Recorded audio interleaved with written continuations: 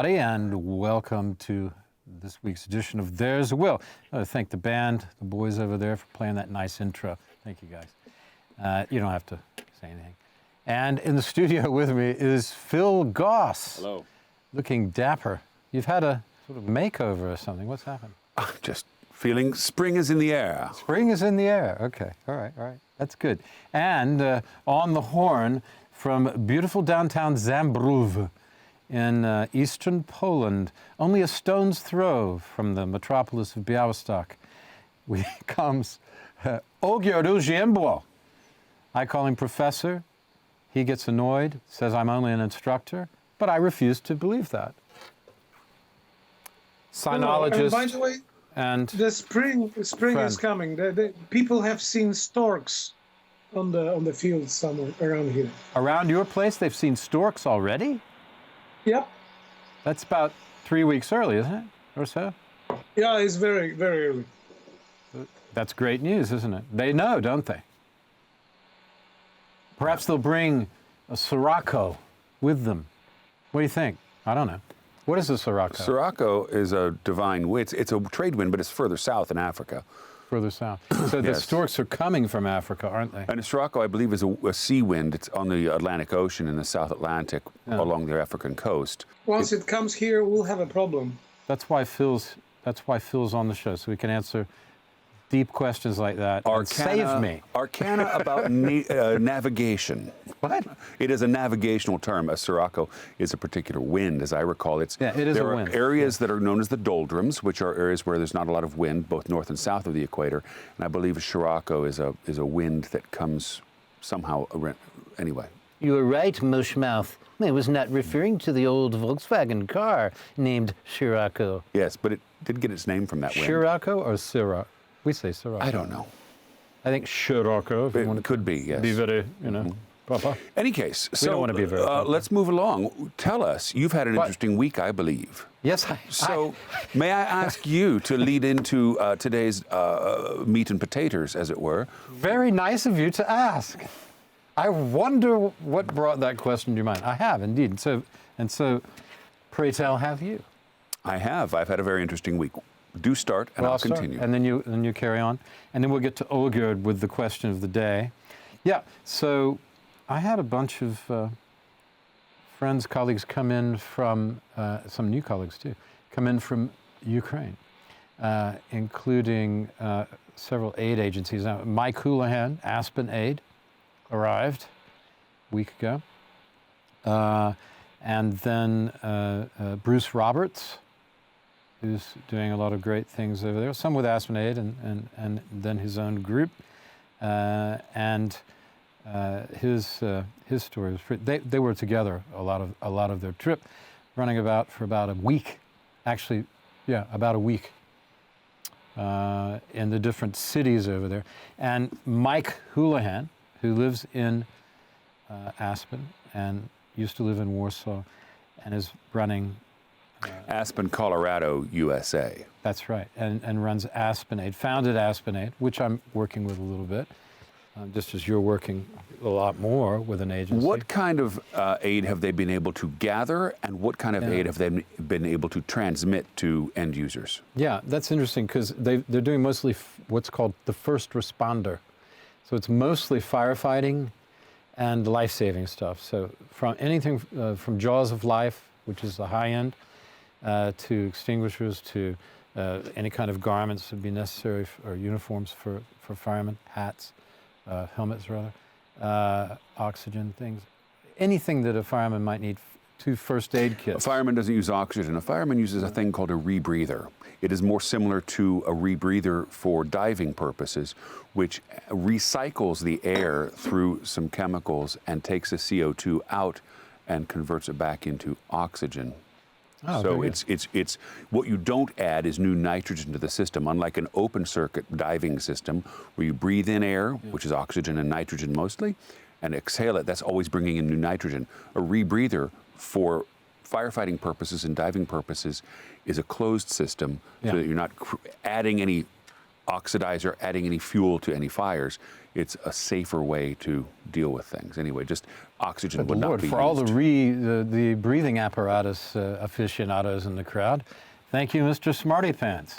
Anyway, no, thank you. I am a diver, and I'm nitrox certified, which is a way to, we have different ways to dive deeper or different ways to dive shallower but longer. Yeah. And anyway. But anyway, those things, anything to do with fighting fires and helping firemen to do it. And the jaws of life, of course, pulling people out of buildings or cars or military vehicles of any kind. A lot of that stuff. And a year ago, he was, I remember he was calling me and saying, what the heck's going on? I said, well, we'll see. It doesn't look good. Yeah, I've noticed there are a number of our friends who have aid organizations, and what I see so often is them reaching out to get donations. What I fail to see in some cases is where that goes. I would like to see more downstream effect PR on the part of our friends doing aid. On the other hand, I see another friend who does aid. All I see is the downstream effect. He tends not to focus on getting funding, and it shows because he's constantly out of money. He's doing real work. We know. The guys who are getting money, I don't know what they're doing, and I would like to know more so that I could sing their praises as appropriate. Yeah, because there's so many people, I call them civilians, just doing things. I mean, I've never seen an effort like this with people jumping in with their own money and time, as opposed to going and saying, well, I'm going to donate over here, or I'm going to let other people go, or I'm going to try and join an organization that exists, making their own organizations. So that's incredible. Another guy, interesting guy, who I want to have on the show, I invited him for today, couldn't make it, but because he's flying into Warsaw and then leaving tomorrow from Turkey. But he's been in Ukraine a lot. He's called Air Mobile Joe. It's a colorful name. I have heard of Air Mobile Joe. I've even spoken with him. He's an interesting person. He really is. I spoke to him yesterday for about 20 minutes. Is he in Warsaw? He's coming, yeah. I would love to meet him. Okay, I'll see if I can bring you along. There's a breakfast tomorrow morning with David Kaiser, who's been a guest on the show, and also a man who's been doing a lot for, a huge amount for, I don't know how you qualify what he's doing. It's miraculous stuff for people who have missing limbs and trying to get prostheses, fitment, yes. Yeah, to replace the missing, and trying to bring different people together, organizations, Baylor Hospital, now I think Harvard Medical School is interested. And, yes, David told me that the other day. Isn't that incredible? Yeah. So, and that's another, so all of these things were at 0 point, except Bruce Roberts Foundation. I just forgotten the name of it, but I'll find it in the break and come back and tell everybody. And I'll put it in the underneath, the text underneath this show. But I'll put something about all these aid organizations for the people watching so they know what they are, can contribute if they like, read about them anyway, perhaps, offer some help or time or money. The other thing was the visit of President Biden, which was very busy. I mean, I was on another network talking Television Polska, talking about the meaning of Biden's visit. And that was, it was certainly interesting. There were rumors that some of us heard rumors that he might be coming 2 or 3 weeks ago. Yeah, a friend of mine was at the hotel and saw the White House advance team, the Secret Service, whom he knows. And so we knew he was coming. And there was also information, well, I knew it from you. And there was also information that he'd be going to Kiev. But we all just waited. I said nothing to anyone. I said nothing to anyone. Because you don't want to, do anything that's going to loose lips sink ships. Yes, or trains in this case. And there's a lot of information that you want to be careful. Isn't it interesting? Saying. This is the first presidential train since probably Eisenhower or Johnson. Well, this is the point. Maybe Nixon. But wait, you're jumping the gun, because I don't want to get to that yet. I don't want to get to how he went, because my question when I went to TVP to talk about the meaning of the visit, the only thing I could think about, I knew what I wanted to say. The biggest foreign policy statement by the U.S. government certainly since the Iraq invasion, but probably the biggest since perestroika, as drawing a line of where American foreign policy is and that you can't back away from. and putting your money where your mouth is a big deal. Anyway, I was wondering, I said to the host of the other show, how do you think he got over there? How did Biden get over to doggone Kiev there? And he said, well, gosh, I don't know. What do you think? I said, do you think he went on Air Force One? I said, well, I don't think so. That seems like an obvious target, although it has lots of protection, anti-rockets and all that. I mean, it's a military plane. But he also said something interesting. He said, do you think they told the Russians? And I said, well, gosh, I guess if they And the answer was to tell yes beforehand. They said... Yeah, they told him beforehand. I think they said, be careful because our finger's on the button. Yeah. So I'm sure it was a very tense situation. Yeah, it was very tense. It was a big chance, if only for that reason. But the upshot is that you had Biden arriving and standing in the middle of Kiev and going, I can come here and you can't. Yeah. It's that simple to Putin. And Biden is, of course, not the first president to visit Ukraine, to visit Kyiv.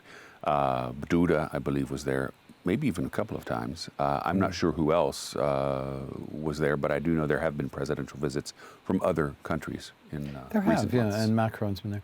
And you've had any number of diplomats and senators and, representatives from different countries. In the early months of the war, of course, most diplomatic institutions withdrew from Kyiv.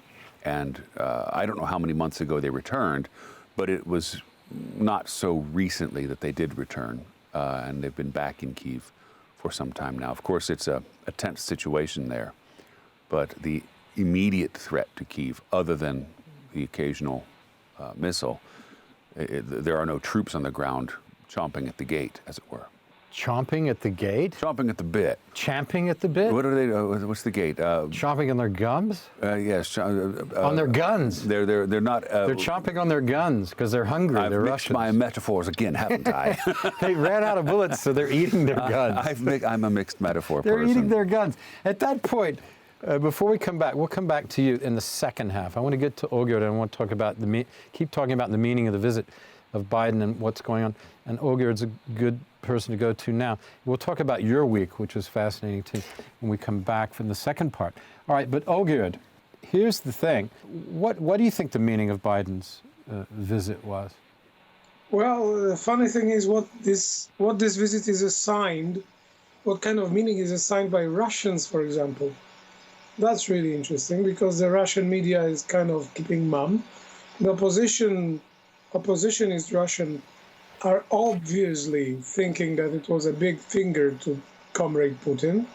As for me, the visit was very interesting in terms of security. I would never believe that Secret Service would agree for him to go there. It's actually actual Warsaw.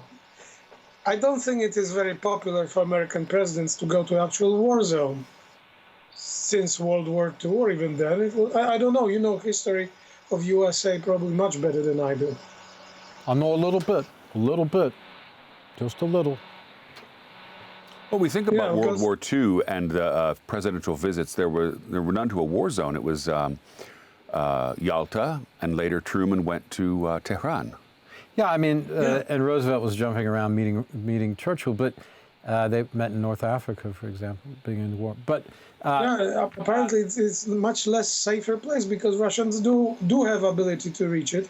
And what was really interesting in Russian media, it is the attitude that I don't know which one of the Russian ministers said it. They said they knew about President Biden visiting Kiev ahead of time, and apparently that caused a real uproar in so-called Z media, because most of the what is the Z media? What is the Z media? Z media, because Z, the letter Z, became kind of a symbol of the Russian army attacking Ukraine, and they carry large Zs on their shirts, cars, and Z media is the so-called patriotic or pro-war party media in Russia. Okay. And they really get angry with Russians allowing Biden to visit. And it is funny because I don't think they realize what would happen if they would not allow. Yeah, it's a total disintegration of their army, but not even using nuclear weapons. So I don't say that as a person who enjoys war, but having looked at, I think those facts are pretty freely available, apart from our observations of the war over the last year, that the Russians are inefficient. Talking about the meaning of the visit, I think that the meaning of the visit is great because it shows support of Ukraine, and it was a great visit. It actually completely clouded, overshadowed the Putin's two speeches, which were boring and uninteresting. But my back question to you, gentlemen, is, because you're from the great country of US, and what is your reading of Chinese peace proposals? What is your reading of that? How would you understand it? What the peace proposals China's putting forward to call a ceasefire and all of that, you mean? Yeah, Yeah. 12 points. Yeah. I haven't got the 12 points in front of me right now.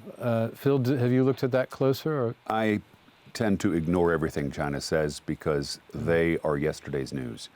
China is weak. China is weakening. China will not be a player in the future. And I don't say that with any joy, although I do say it with relief. Yeah, well, it's not about joy. Yes. It's not, but there is a touch of, what is a German word for that? Schadenfreude. Yeah, Schadenfreude. I thought that was Freud's, Oh, you ex-wife. might, but no. Schadenfreude. His ex-wife. So for me, the gradation of events in that time, it was definitely speeches by President Biden, then perhaps listening into what Putin was not saying, because he was not mentioning a couple of issues he should have mentioned, which means that he's really afraid to talk about them, like the war. And then you've got China with the absurd proposition from which I can read the only important thing for them is like, oh, please cancel the sanctions, because all the other points are just pointless. I think that's the whole point, is China's sitting back and watching, and what they don't want is sanctions. And it's really the sanctions that have spurred this, and the threat of further sanctions, because they know what cutting off the U.S. market, if the U.S. stops buying and the U.S. stops manufacturing in China, it's over. I think rather China's, quickly. China's play on this is to watch Russia weaken and lose their hold on Siberia. And I wouldn't rule out a Chinese play for land north to Siberia, where we already know, and this has been true for many decades at this point, millions upon millions of ethnic Chinese have moved north to work in timber, mining, what have you. So the population's already there. Good point. I mean, this is something you didn't even have to be a genius to figure out, because I thought about this a long time ago. So there's proof right there that with all that population and that undefended border, it was very easy for the Chinese just to infiltrate, just moving people bit by bit over time. And that's what they've done, as you so succinctly put it. And it's a great point. What do you think, Olgerd, to cap this? Well, China is still trying to stay on the fence.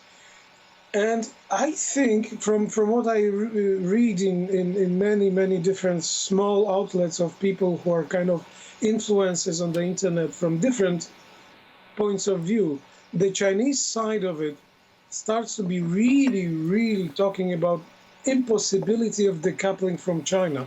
And what I read into it is actually China is getting scared of that. Of the U.S. decoupling? Of entire Western world. Entire Western world decoupling. Yeah, we were talking about this in our long conversation last night, that Mexico's a perfect place for some of these factories to be set up. I mean, why are we making Mexico rich instead of China? Because the logistics from Mexico to the U.S. are more secure, because Mexico's cheaper to do business in for Americans. But why haven't we been using them? That's an excellent, because for a time Chinese labor was cheaper, and the logistics weren't so expensive, and so it with the added logistic difficulty, it still made economic sense to go to China. That is no longer the case. We are in a post-globalist world, and this is the beginnings of that change. Yes. So it looks like people, the more conservative people with the idea that nation states still matter have been correct. And that was the mature way of looking, and is the mature way of looking at things, the realistic, the Bismarckian, the realpolitik way of looking at present geopolitics. Would you agree with that, Olgjerd? I think it may have you may have a valid point there, really. Yeah. Because we need to change a lot of things, and besides, that is something that will really cut the tree on which China is sitting, or rather, as we said before, the fence on which China is sitting, because it will be completely unimportant whether it takes over Siberia or not. Or rather, it will not be able to hold on to Siberia for that long time if we decouple and there'll just be some kind of civil war between the two, or not civil war, but there'll be some kind of Siberian war. Perhaps that's the next war. Well, the Russians are not there in a position to really have a war with China. One of the amazing things, Konchalovsky, his brother, right? Why did you say his name? Nikita Mikhalkov. Yeah, they're both great film directors. He's one of the very famous Russian propagandists. Yeah. But a couple of years ago, he made one video that was banned on Russian state TV. He made a 40 minutes video about how China is going to take over Siberia. And it was banned. Really? So yes, and he what Phil's outlined. saying, what Phil was just saying, I didn't know about that film. I'd love to see that. Have you seen it?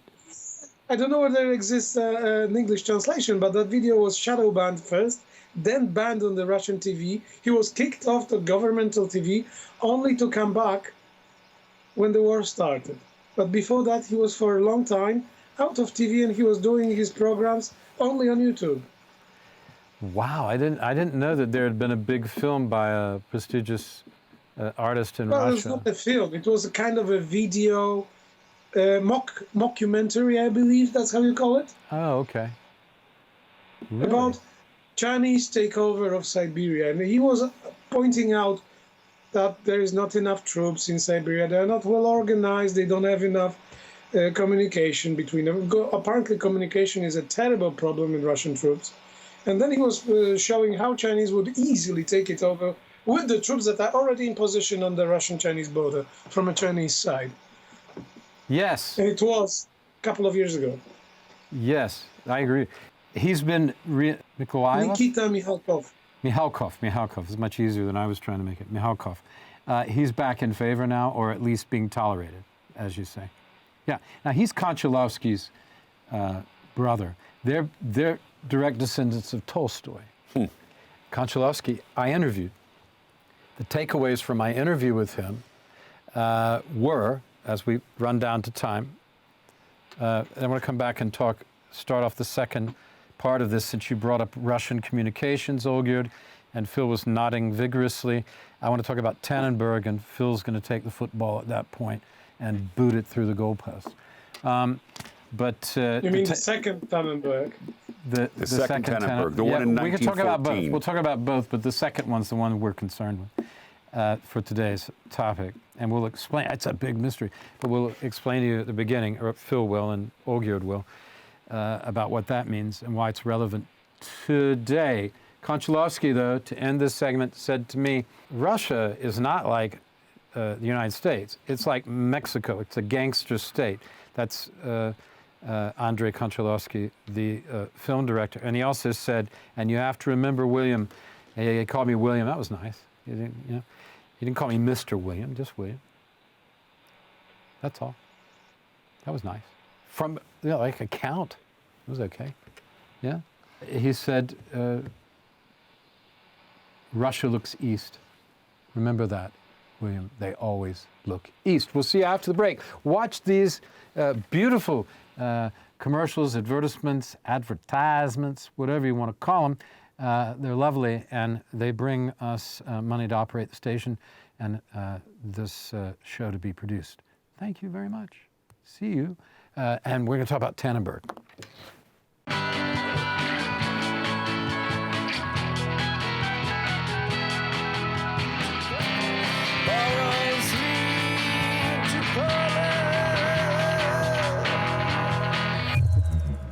Hello, everybody, and welcome back. I was just writing down the secret code word in case we need to use it during this particular segment.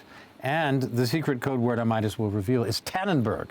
Now, as we were, you and I have been to where that battle took place, and we've also both been to Grunwald, which the German name of Grunwald is Tannenberg. Yes. Which was the point Olgerd was making. One battle, two names. One battle, two names, because the Germans call it Tannenberg, the Poles call it Grunwald. It happened in 1410.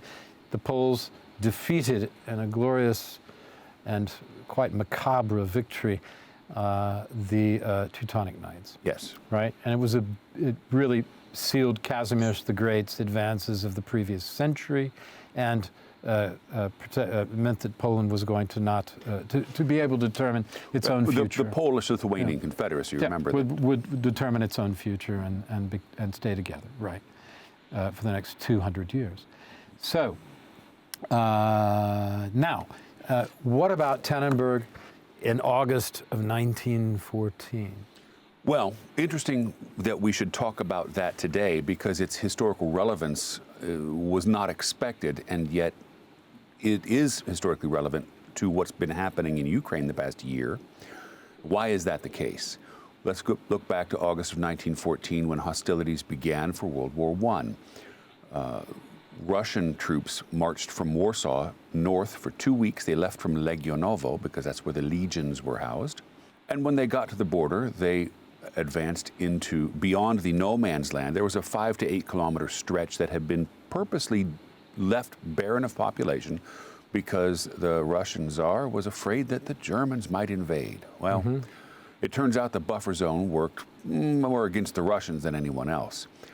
In any case, Russians moved north. The Tsar's army, that was multinational, Finns were along with that army as well, moves north, and they are numerically superior, and they're moving in from the east to the west towards Kaliningrad at the same time. So we have two fronts opened to try to surround basically what are the Masurian Lakes today and take Kaliningrad.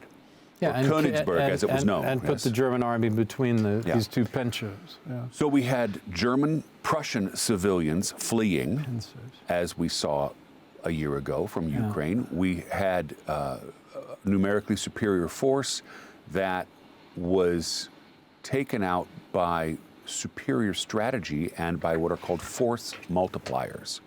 A force multiplier in 1914 was, for example, discrete communications, meaning telephone rather than open source radio. The Russians could only use open source radio, so Germans could listen in to everything they were saying. Which sounds familiar to... Exactly what was happening, where they had to use civilian grade walkie-talkies to communicate between incompatible platforms on the various vehicles. They were using tanks, trucks, what have you. A year ago. A year ago, right. When you say they, you mean Russians. Russian, I think it's important to say the names. You're correct, yes. So another force multiplier in 1914 was the use of dual carriageway rail to transport large numbers of troops and materiel close to the war front. Because the Russians don't have, to today, they still don't have roads that are decent. The Tsar's army in 1914 was marching, and they had been marching before the fighting started for 2 weeks. So they got there tired and hungry, and then had no logistics, no food. Sound familiar? Yeah. They get to Olsztyn, Allenstein, as it was called in those days, and the first thing they do was force the bakers to make bread because they were hungry. This sounds familiar. History has nothing has changed. An unfortunate way of repeating itself, or at least rhyming, as somebody Allenstein, said. Olsztyn was as far as they got, and you had a few different army groups from this group coming up from the south, from into Prussia. The Germans left behind what they called a hard, thin line, moved the majority of their people around on the dual carriageway. Dual carriageway is important because the logistics are such that you can have two trains running the same route in opposite directions simultaneously and don't have to have things waiting on sidings while another train passes. So it sped up the movement of men and materiel, and they get around to the front, basically riding the train to the front, and also using bicycles to cover large distances in a very short time. This was an 8-day battle that was and still is important from a strategic standpoint when we look at these force multipliers. Ukraine similarly used force multipliers in their domestic conflict, in their domestic defense against Russian aggression. So the lessons learned from Tannenberg, clearly the Russians learned none. This invasion was a repeat of the same mistakes. And that is what I wanted to say. Because a year ago we were talking about how similar it was to our investigation, which you had started and you invited me to go along. Then we made a couple of travel programs, a few travel programs, a series about it for my other program, actually investigating the battlefields, and we really got into it. So you're very knowledgeable on that. You're probably one of the most knowledgeable people I'll find or will find talking about this on YouTube. There are local members in that part of the country who are much more knowledgeable than I. And I've read their work, and I've seen some of the things they do on YouTube or some other things they've written. And but that's in Polish, probably. Yes, that's all in source language harder Polish. For people to get. For me to do my research, it required not only an understanding of Polish and an ability to move around the countryside for longer amounts of time in depth, but also my understanding of German and the ability to have time and resources and language capacity to dedicate towards deciphering, in these cases, books from the 1920s, which detailed, for example, the cemeteries that were built 10 years after the battle, and that were all designed by the National Socialist Party of Germany, the Nazis. Yeah, and then, of course, Hindenburg was the general at Tannenberg, and then there was a big... And Ludendorff as well. And Ludendorff, who were the guys who basically empowered Hitler. Ludendorff actually marched in the beer hall push in 1923. And, of course, then there was the huge celebratory monument at Sudva, which is no more. The which marble was floor where of the which, battle took place, in the area of the battle. The marble floor of which, well, it was built to memorialize that battle. That victory. Yes. And the floor of which was taken out and put into the Olsztyn City Hall and into the former Communist Party headquarters in Warsaw, which then became the stock exchange. Who says Poland isn't a fascinating place? It is. You know, there's endless things to discover. Boy, when I do my travel program, I've been doing it 4 years, and it's amazing the things that I come across. There's just so many, you know, treasures out there, historical and about people. By the way, do you know what is the local name for that Communist Party headquarters in Polish? The White House. Mm-hmm. Well, that was the old one in Warsaw. Yeah. Yeah, the White House, which is now the stock exchange for many years. It's now a stock exchange. But talking about Tannenberg, it was very symbolic for Germans, right? Yeah. Because it was the revenge taken upon the Slavs for the first Tannenberg when they lost. And it's really interesting to compare Jagiełło, the king of Poland in 1410, and his preparations to invade the Teutonic Knights, and the Russians. It's a big difference. And it only proves how powerful can be the union of free people like Lithuanians, Polish, Ukrainians of those times compared to Tsarist Russia.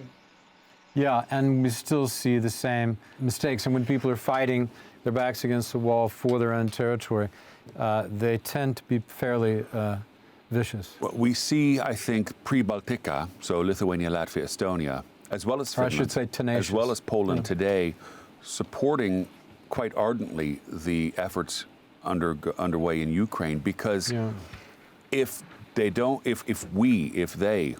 don't stop this conflict in Ukraine now, it will spill over. And we've seen Russian rhetoric claiming that they should invade Poland to prevent Poland from invading Russia, right? Yeah, that's the latest thing. That came out even yesterday. This is Saturday, that was Friday. It came out, this is Saturday the 25th. Yesterday on the anniversary, Medvedev, which I sent to various people, you were one of them, and I sent it also to Olgerd in case you hadn't seen it, because I know you're busy. But, and what was Medvedev actually saying in that? He was saying, let's look at pushing those boundaries further to the west, into Poland, effectively, which is exactly what people have been saying, that invading Ukraine occupying Belarus, which is a fait accompli at this stage. So the Russians are already on the border of NATO through Belarus, anytime they choose to be. Moving into the Baltics and to Poland is what a lot of strategists, Peter Zan, and not only the Stratfor people and other, the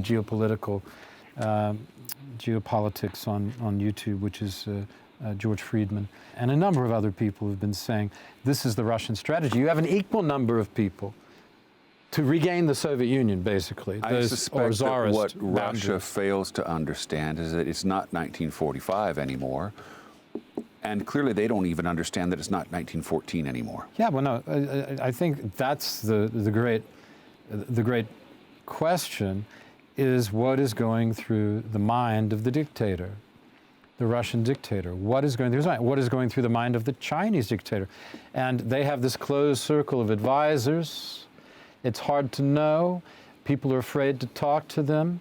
They isolate themselves, so it's hard to know what they're thinking. I mean, we can speculate. We know that they're both bloodthirsty and practical to the point of self-destruction. I think that self-destruction in both cases is inevitable. Yeah. And the fallout is what we need to be thinking about now, because we will have, in the near future, a humanitarian crisis, not unless it's from civil war, not at the end of the gun barrel, but rather because of a failure of all economic and logistics systems, and a failure to plant, harvest, grow, produce food. They will starve, and it will be their own fault. Well, both the Chinese and the Russians have that problem. Will we problem, respond, and if so, how? Yeah. Or will we sit back and say, you did it, so now you starve? Is it a war between, has it now become a struggle, but this is for Olgierd, between, since you're the Chinese and Oriental, can I say that? Asian expert? Oriental? Oriental makes sense. Well, that's a word we avoid, Orientalist, but it's still used in Poland. I believe in English-speaking countries, Oriental became kind of a colonial term that we don't use. Yeah. All colonialism was hideous, wasn't it, really? There were no advances at all. The world is so much better off now. Yes, they took cricket around the world, the Brits did, didn't they? It was a terrible thing. Terrible idea. Come on, cricket is the terrible idea. Yeah, I know. Foisted on the poor Pakistanis.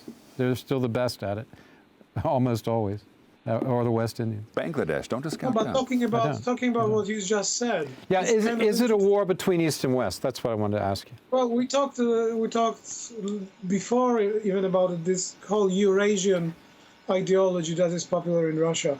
It is interesting because it is not only the circle of Putin and his friends. I remember talking to my Russian co-students in China, and in those times, it was 1990s. They were pretty sure that the West is capturing Poland in order to invade Russia, which sounded to me so absurd when the guy from somewhere in Siberia was telling me that Western troops are marching to my village or to my region here. Well, we saw nothing. There is nothing happening. Actually, army was almost disbanded at some point. And he's explaining to me what is happening in my place because he knows better. It was not Putin. It was no advisor. It was a common guy, actually not very unintelligent. He's a very good student. Still pretty convinced that West is out to get Russia. Yeah, I mean, it's a kind of... there's an extraordinary narcissism in this, or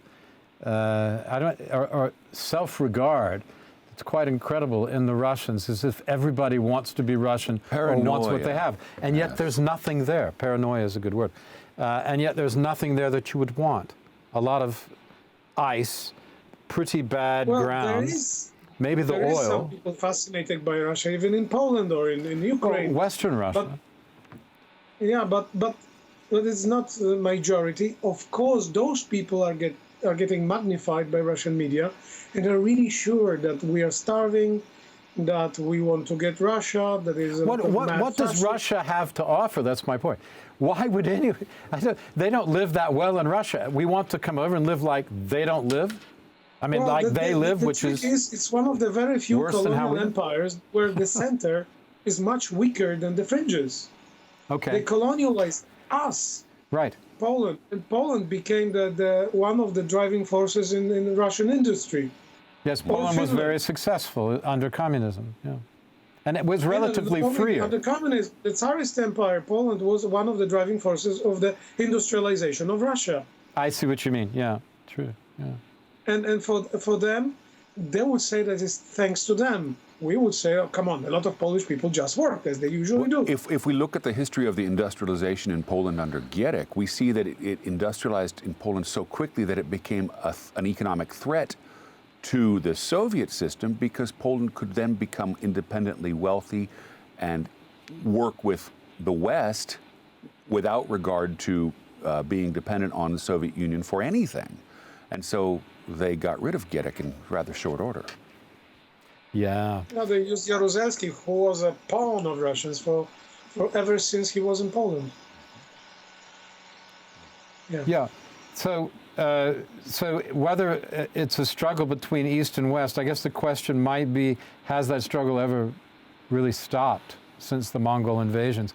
And perhaps it hasn't, in the guise of Russian expansionism and Western refusal to allow it. Well, it seems to be that because of the load of a lot of people, Jewish Russians, Polish Russians, and other people, there was a westernization kind of on the facade. There was some kind of westernization of the Western-loving forces, but they are very weak and very not a very large group of people.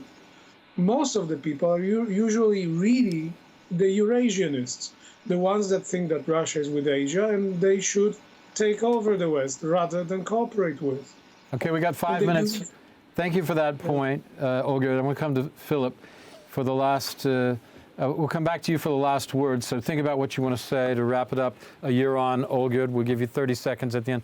Phil, you've got 4 minutes to tell us about the things you've been doing this week with your aid work. Okay, so I got a few things across my desk recently. Basically, in Rzeszów, our friend Dr. Mazur had a privately funded refugee reception center, and he had decommissioned it because it became, at the end of the day, nothing but a homeless shelter for a dozen or so Ukrainians who needed to be moved on and resettled rather than staying in the homeless shelter or the resettlement shelter. So he moved away all the staff, resettled those people, and is now in the process of getting rid of the things that they had accumulated there. So our friend Anders and our other Finnish friend Andreas, who's been on the program, Andreas, yes, we know, went there and arranged for a truck to come in from Lviv. Yeah. We loaded the truck with all kinds of field beds, cots, other supplies, the wet wipes, which are used on the front for toilet paper. And so we put all of that in the trucks and got that truck sent into Ukraine. And I also was made aware of a situation in central Poland where there is an orphanage. It's actually a collection of 39 different Ukrainian orphanages that are all put at this one point with about 750 children. They need everything all the time, but they had a particular need for toothbrushes and toothpaste. Well, as it turned out, our friend the doctor in Rzeszów had the right amount of toothbrushes and toothpaste. I put it all in my van, loaded the rest of my van with feminine sanitary products, and drove just yesterday from Rzeszów to central Poland it was about 360 kilometers, I think, one way, to deliver this and get a better sense of what they need and how often they need it. And so I have some other people delivering aid within the week. We also have over 12 pallets of food that if we don't move it to somewhere where it will be eaten, it will go bad and we will have to dispose of it anyway. So all of this shelf-stable food will get sent, and we think it will be about 6 or 7 pallets of child-compatible food. Mm-hmm. Will get sent to the orphanage probably midweek. So they'll have some food for a week or two. Orphans are a huge problem right now. I mean, there are thousands and thousands of somewhere orphans. between 5,000 and 8,000 Ukrainian orphan children in Poland right now. Yeah. And In some cases, they're losing funding, they're underfunded, they're undersupported logistically. It's important to protect them and look out for their interests. But then what I also noticed yesterday was a bit of defensiveness and territorialism on the part of the managers, because they're worried that somebody's going to take their children. Well, they are caretakers of the children, but these children do not belong to them. Okay. Thanks, Phil. Let's go to. I will have a meeting at the Ukrainian embassy within a week or so, and we will be talking about this and other matters. In any case, delivering aid, donating my time and my effort, because it's my privilege to do so. Okay, I wanted you to tell that story because I want people constantly to be remembering everything is not just destruction and evil, that there are a lot of good people like yourself doing decent things. And just because it needs to be done and someone has to do it. Okay, there are a lot of people like you, Phil, and we appreciate you. Thank you very much for doing that to help these people. Olgierd, back to you for please give us a final word. Well, since we're talking about children, I would like to mention one thing that is often overlooked. Russians took over a lot of summer camps and winter camps in eastern Ukraine, and they also took over the children that were in there. And they are claiming those children to be orphans, even though they are living parents on the Ukrainian side. And those children are actually kidnapped already for almost a year. Yeah, they are in Russia. Within Russia, it is very rarely mentioned, but it is one of the terrible things that Russia does. So 1 year on, what we see is the Russians have not won, but their destructive force has been everywhere evident throughout Ukraine, both in terms of people and property. And that is a horror show. But we can, from the president's message this week, see that it will not be allowed to stand, and that Ukraine will be supported. Yeah, we hope. And after the war, we will have a lot of efforts to do to help Ukrainians and to actually help people in Russia as well. Good. Although I wish them to fall apart into a few countries that would be easier to help than one. That's a good subject good subject for another show. Thank you, Olgierd Uziembo from Zambrów, coming from Zambrów on Skype, and thank you, Philip Goss, here in the studio.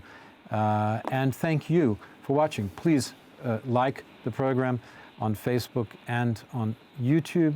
You can click through from Facebook to YouTube to find the channel. Otherwise, look for There's a Will Richardson to be, and it'll come right up immediately. There's a Will Richardson.